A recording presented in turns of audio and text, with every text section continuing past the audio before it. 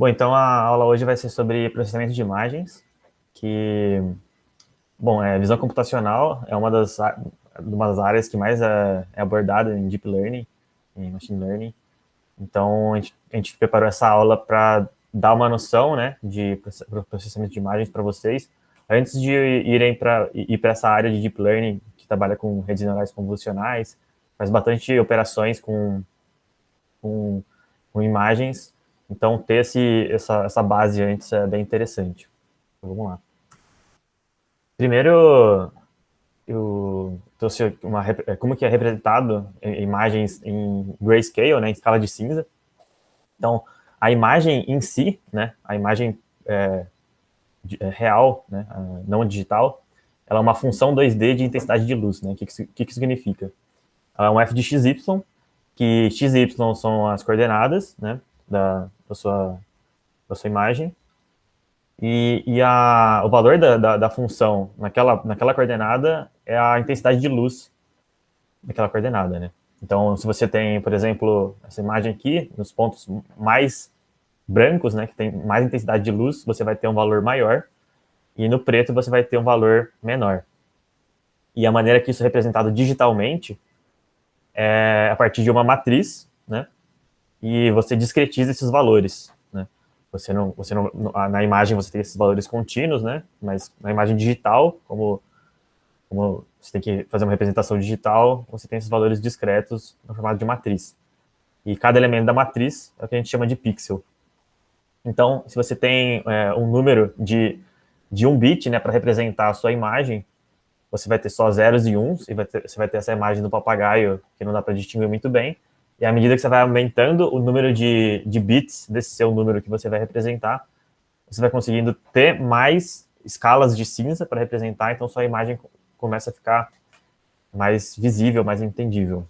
Por enquanto eu vou trabalhar as operações com a imagem em grayscale, e daí eu volto para a imagem colorida. Então, vamos seguir aqui para transformações.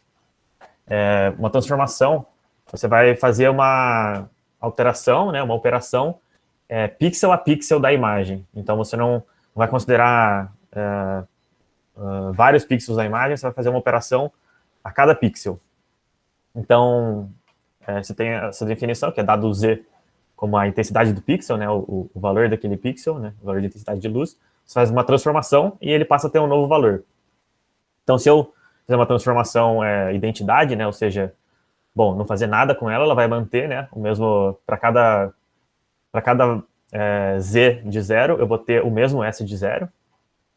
E se eu fizer o inverso, eu vou justamente, para cada Z de 0, eu vou ter 255 menos o Z de 0 para o meu S de 0. E aqui eu posso fazer uma transformação mais interessante, né, que fazer o negativo ou a identidade, que é essa de contraste. Nessa de contraste, você pode perceber que ela prolonga mais, né, os valores mais baixos e os mais altos. Então, para dado um valor de pixel, de intensidade de luz do pixel, você vai manter ele branco por mais tempo. Nos valores intermediários você vai passar rápido, e você vai manter por mais tempo também os valores mais pretos. Ao contrário, né? Primeiro os mais pretos, depois os mais brancos. Então, você vai deixar os brancos mais brancos e os pretos mais pretos, fazendo essa transformação. Aqui só mostrando, né, mais visualmente o que acontece, né? Aqui eu fiz a transformação, né, do inverso, comparei com a identidade. E aqui essa transformação do contraste. Então você pode ver que realmente a imagem da direita tem as cores mais contrastantes, né? Quando começa a ficar o branco perto do preto, você consegue distinguir melhor. Então essa é a parte de transformação. Só que a transformação é um pouco limitada, né? Você fazer operações pixel a pixel.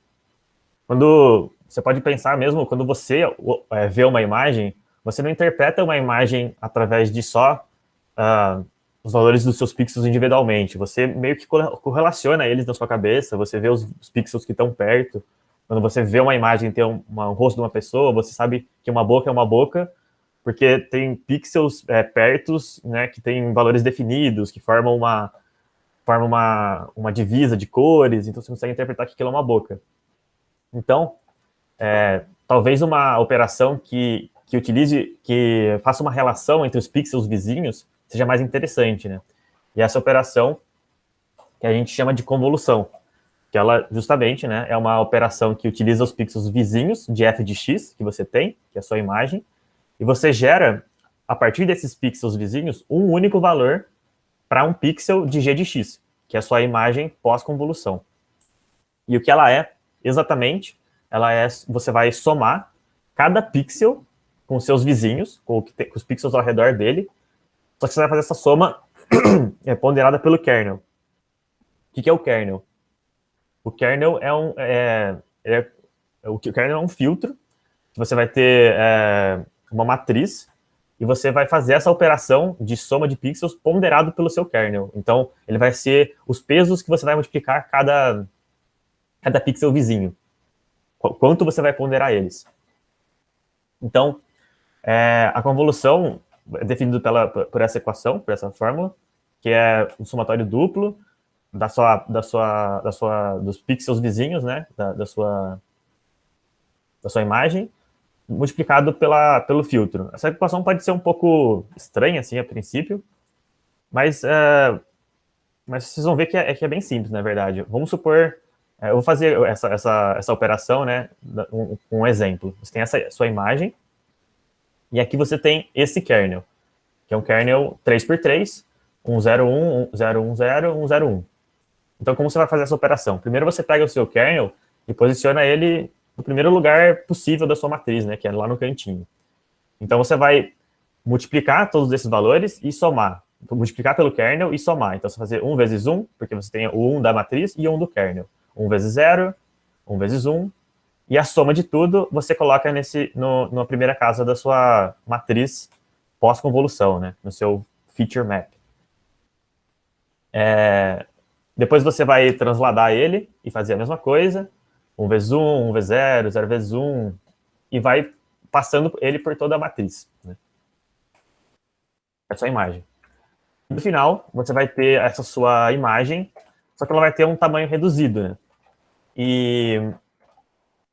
Só que, às vezes, não é interessante você reduzir a sua imagem, né? Porque, no caso, se você tem uma imagem 5x5 e você aplica uma convolução com um kernel 3x3, você vai perder toda a sua borda, né? Porque a sua borda não consegue fazer a operação de convolução. Se você teria que colocar o seu filtro centrado na borda, então ele ia acessar elementos fora da matriz.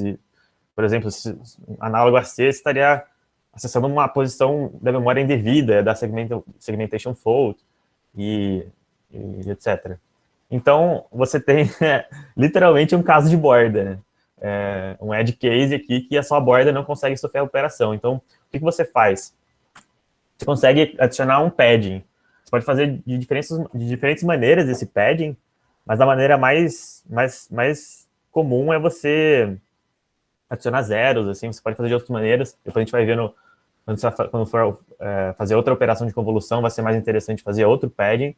Mas nesse caso tem zeros, então assim você consegue manter o tamanho original da sua imagem, manter a mesma shape, apesar de você fazer a operação de convolução, que é fazer um downsample da sua imagem, e reduzir a dimensão da sua imagem. Então fica tranquila essa operação. Alguém tem alguma dúvida em relação a essa operação de convolução? Deixa eu só ver o chat aqui. Ah, tá certo. Beleza, então.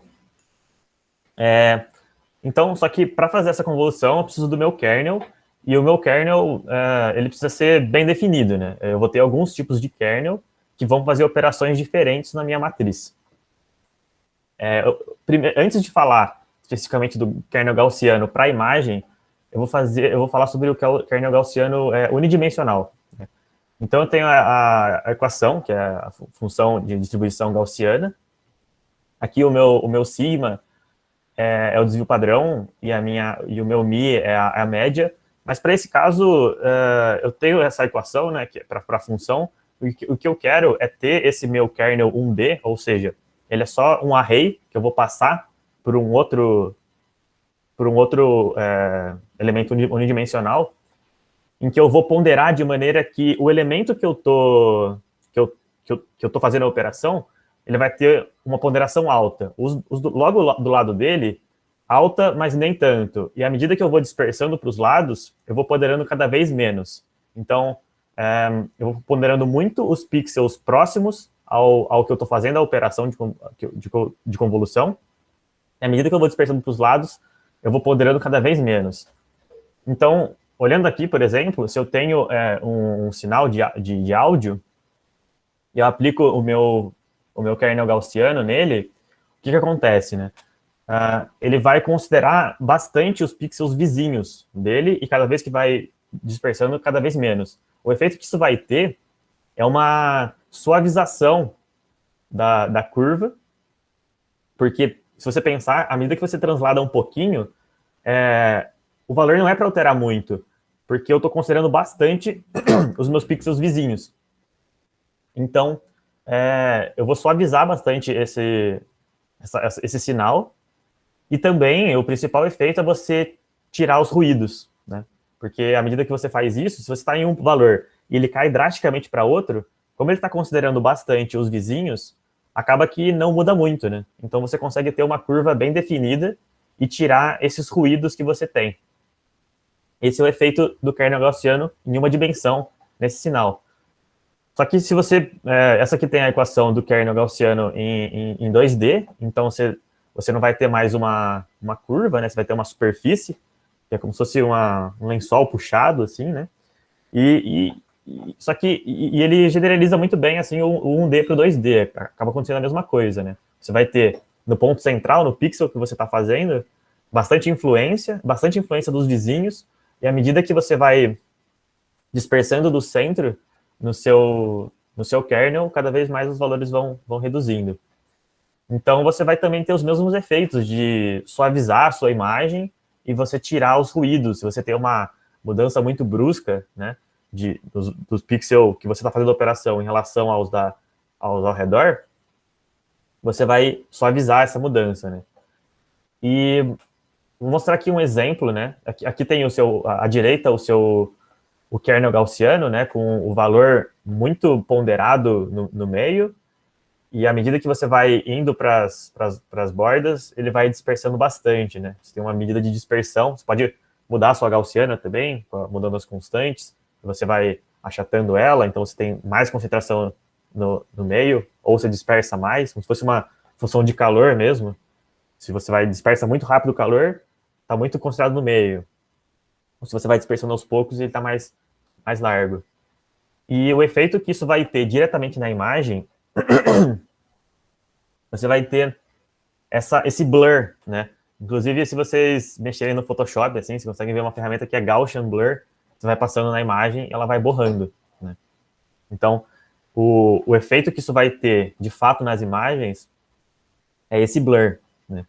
E, a princípio, ele parece um pouco não muito útil para você aplicar, porque você vai pensar, pô, eu vou só dar um blur na imagem, isso pode ser interessante para alguns casos, para fazer algum efeito, mas ele não me parece muito aplicável em outros casos.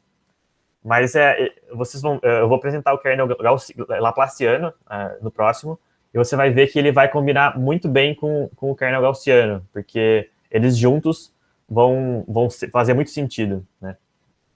Então vamos falar aqui do kernel laplaciano. Aqui parece um pouco assustador, parece ter muita conta, mas a ideia principal vai ser bem simples. Então, você tem um laplaciano, que é um operador matemático. Ele é interpretado como o divergente do gradiente. Então, e você tem essa equação para ele, né? E você representa ele meio como se fosse um gradiente ao quadrado, né? Mas é simplesmente o quadrado, a soma dos quadrados das derivadas parciais. Você faz a derivada parcial em x, a derivada dela, né? Derivada da derivada. Faz em y, soma as duas, e você tem o seu laplaciano em 2 dimensões. Só que você pode, para fazer esse laplaciano, né, no caso, como a gente está fazendo operações discretas, né, e que a gente quer aplicar isso, a gente pode fazer uma aproximação do nosso laplaciano.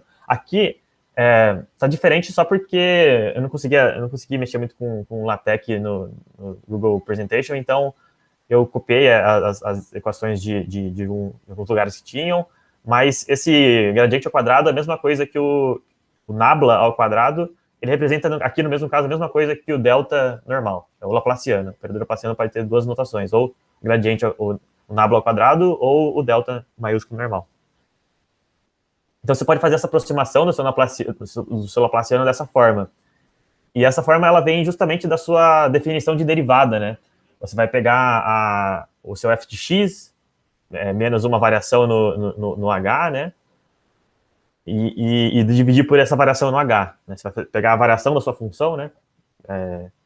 Dividido pela sua variação no seu domínio, no seu h, que é o seu x, menos o seu x mais p menos x, né?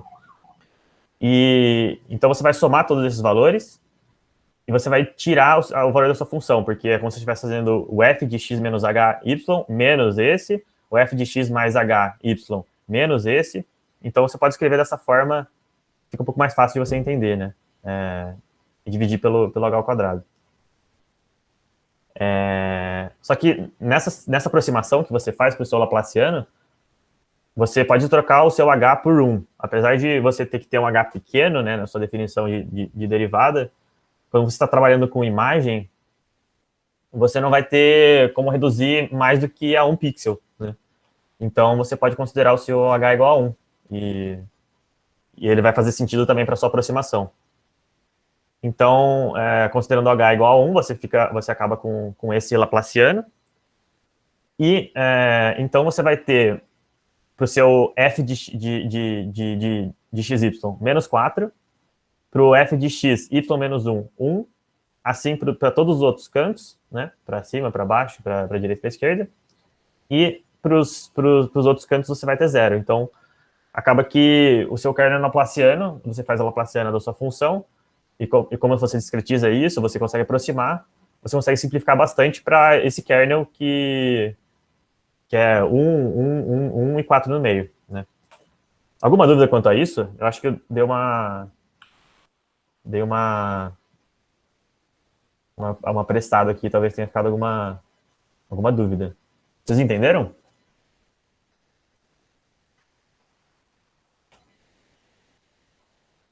Tranquilo? Show. Beleza, então. Então, vamos ver como isso acontece, né, de fato. Eu peguei aqui o meu kernel laplaciano, e aqui eu peguei uma imagem que não faz muito sentido, né? Eu tenho metade dela para cima, ela tem um tom mais preto, e metade dela para baixo tem um tom um pouco mais branco do que a de cima. E eu vou fazer a convolução com o meu kernel laplaciano nessa imagem. E vocês podem ver aqui, né, eu vou colocando nos valores aqui, eu faço um padding aqui, na verdade, antes. Aqui em cima eu coloco 50, 50, 50, 50, 50, e aqui embaixo 100, 100, 100, 100, 100. E se eu fizer a operação de convolução, vocês vão ver que ela vai ficar disposta dessa maneira. Então, e o que o kernel laplaciano faz? Ele funciona muito bem para detectar bordas. Então, eu tinha justamente borda aqui no meio da minha imagem, e ele consegue, então ele zera todo o resto para cima, que é tudo igual, que é homogêneo, assim como para baixo, que também é homogêneo, e no meio ele vai atribuir valores que você vai conseguir perceber bastante essa borda, diferenciando do 50 ao menos 50. Então, ele vai traçar ali a sua borda. E você vai normalizar isso, né, para não ficar com valores negativos e tal, mas você vai traçar muito bem essa borda. Então, você pode ver aqui como um exemplo, né, que você tem a Lua, e aqui, bem na borda dela, você tem uma mudança brusca dos valores. Aqui aproxima mais de cinza e branco, e fora dela é bem preto. Então, o kernel laplaciano ele consegue definir bem a borda dessa minha imagem. E por que eu tinha falado do gaussiano, né? O complicado do kernel laplaciano é que ele sofre muito com ruído. Se você aplica o kernel laplaciano numa imagem que tem muito ruído, ele não funciona muito bem. Então ótimo, né? A gente tem um filtro que reduz ruído e o outro que vai perceber as bordas da minha imagem. Então, eu consigo fazer o meu Laplaciano do meu Gaussiano. Então, eu faço a Gaussiana e depois eu aplico o Laplaciano. E parece muita viagem, né, isso, mas também acaba sendo bem simples, né? Eu vou ter um kernel que vai ter uma função, né, 2D, mais ou menos parecido com isso, e o meu kernel também vai ser mais ou menos dessa maneira que está à direita, né? Eu vou ter como se fosse uma Gaussiana para baixo, e que depois ela sobe e vai suavizando. E eu vou ter, então, o meu Laplaciano de Gaussiano. A conta parece um pouco assustadora, mas você divide em etapas, né? Você faz primeiro o Gaussiano, daí deve pega o seu Gaussiano, faz o seu Laplaciano, e você tem algo mais tranquilo. E o kernel que você tem resultante é esse. Então, você acaba que você pega um kernel Laplaciano que consegue detectar as bordas, e o Gaussiano que consegue suavizar os ruídos, e você acaba tendo um kernel muito bom para você fazer uma segmentação de imagem. Lá no caso da Lua, você tinha algo bem definido, assim. Aqui as bordas também estão bem definidos, mas o conteúdo da garrafa não é tão simples assim de você fazer essa segmentação. Pode ter muito ruído. Porque a imagem não está com uma resolução muito boa também, mas você consegue fazer essa segmentação e não sofre muito com ruído. Então, eu passei por esses kernels, né, que são os mais relevantes. Não os mais relevantes, mas eles são bem importantes para você entender o conceito de kernel, como que ele opera na imagem e como que ele pode mudar ela, você pode transformar ela. Passando aqui, só comentando, você também tem outros filtros bem importantes, filtro Sobel, que também vai detectar bem as bordas, mas o Laplaciano de Gaussiana, ele consegue, ele faz basicamente a mesma coisa, só que de maneira mais efetiva, né? O Sobel, ele vai fazer essa segmentação no eixo vertical e depois na horizontal. Então você tem que fazer duas convoluções, mas com o Laplaciano de Gaussiana você consegue fazer uma só. Então eu escolhi, como tem muita coisa para falar, eu escolhi falar só dele, mas enfim, tem outros kernels que vocês podem dar uma olhada, estudar, vale bem a pena. Vale bem a pena. Agora, falando um pouco sobre imagens coloridas, porque até então eu só falei sobre imagens cinzas, né, grayscale. Vamos falar um pouco sobre imagem colorida. Como que eu interpreto a minha imagem colorida? Eu tenho, ao invés de ter uma matriz, eu vou ter três matrizes, como se eu tivesse um array de matriz, né, que é o que a gente chama de tensor. Então, eu vou ter uma matriz que vai ser a intensidade de vermelho na minha imagem, outra intensidade de verde e outra de azul. Por isso o RGB, né? Então, para cada pixel, eu tenho uma tripla de números que representa o quanto de vermelho, o quanto de verde e o quanto de azul o meu pixel tem. E a partir desses pixels do RGB, eu consigo representar muitas cores, muitas mesmo. Então, eu tenho essa representação da imagem em 3D. E então, como que eu faria a minha convolução em 3D? Porque eu tenho três imagens e um filtro. Então eu vou ter que fazer uma operação de convolução com três filtros agora, né? Mas ao mesmo tempo eu vou ter eu vou fazer essa operação e eu vou também sofrer do mesmo jeito. Eu vou reduzir a minha imagem, né, para um outro tamanho e eu vou precisar fazer um padding caso seja necessário, né? Então a diferença é que eu vou ter que aplicar, eu vou ter que ter três filtros para aplicar na minha imagem. E aqui é um GIF ilustrando um pouco como isso acontece. Vocês vão ver que eu vou, para o mesmo kernel, né, eu vou somar todos os valores, né? Então eu vou cair aqui no meu output com uma imagem mesmo para os três canais, né? Uma matriz mesmo para os três canais. Eu vou fazer tipo filtro a filtro e eu caio nesse output volume. Só que aqui no caso eu tenho dois filtros operando na mesma imagem. Então eu vou ter dois outputs aqui também. Conseguiram visualizar isso?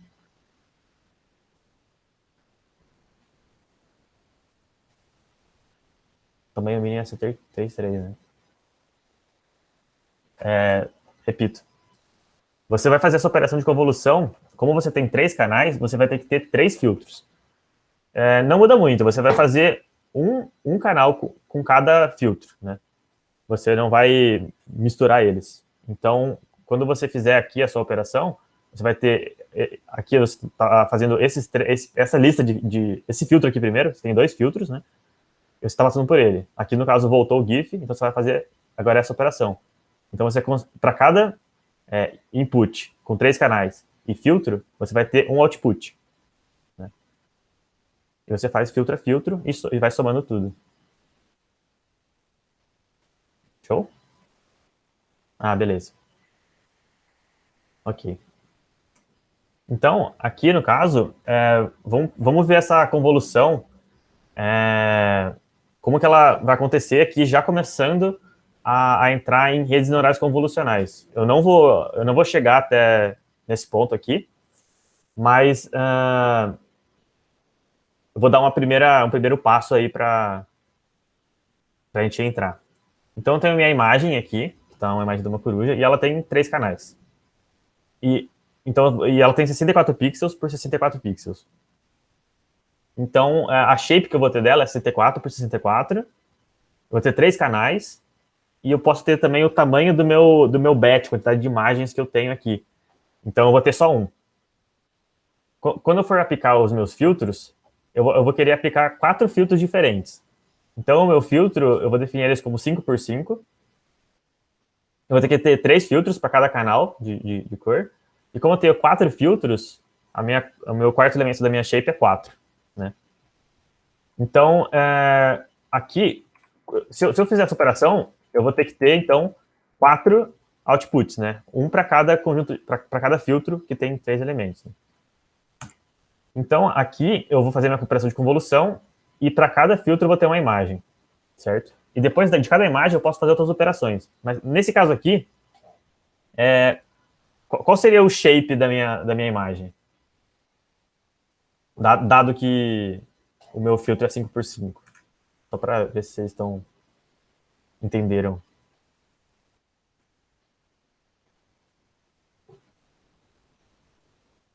Ninguém?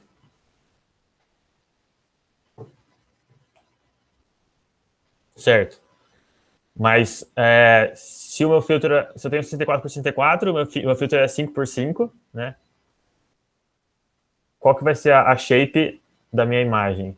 Eu vou ter 3 canais, para cada uma vai ser 1, né? Então eu vou ter 4 aqui no final, que é 3. Tá. Então, como é 5 por 5, né? Se eu centrar ele no canto aqui, eu vou ter uma borda e outra borda antes. Então, eu vou perder 2 em cada borda, né? Certo? Eu vou ter uma borda aqui e outra borda aqui, que vão ter que ter posicionados aqui nos cantos. Então, eu vou perder 2 em cima, 2 embaixo, 2 do lado, então eu vou ter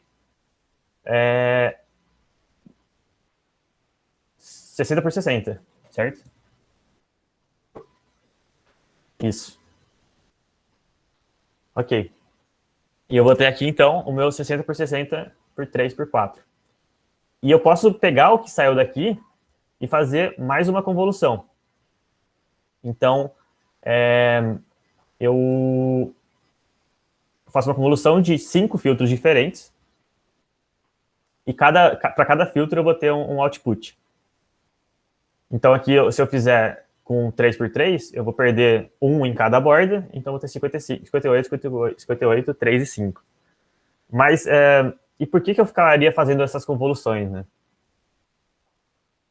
Se eu tiver uns filtros que conseguem extrair alguma coisa da imagem, transformando ela de uma maneira que o computador entenda melhor o que está acontecendo, por exemplo, se eu tivesse um filtro perfeito para fazer uma segmentação de uma imagem, né? Isso seria bem interessante, né? Porque eu ia conseguir ir segmentando cada vez mais minha imagem e aplicando filtros que iam melhorando essa segmentação, né?